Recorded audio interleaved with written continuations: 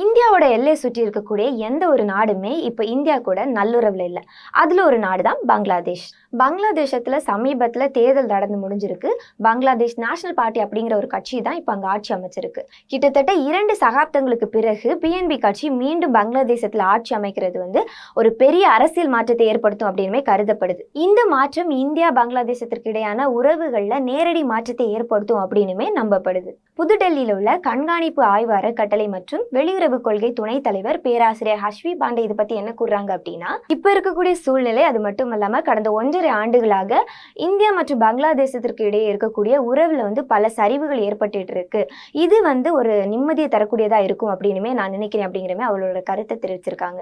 பங்களாதேசத்துல உள்ள இஸ்லாமியல் மக்கள் சக்திகளும் ஓரளவு மேம்பட்டிருக்கு. இது வரும் ஆண்டுகள்ல குறிப்பாக இந்தியா மற்றும் பங்களாதேசத்திற்கு இடையான உறவுகள்ல சமீப காலமா ஏற்பட்டிருக்கக்கூடிய சரிவை நிலைப்படுத்தக்கூடியதற்கு ஒரு சாதகமா இருக்கும் அப்படின்னுமே அவங்க தெரிவிச்சிருக்காங்க.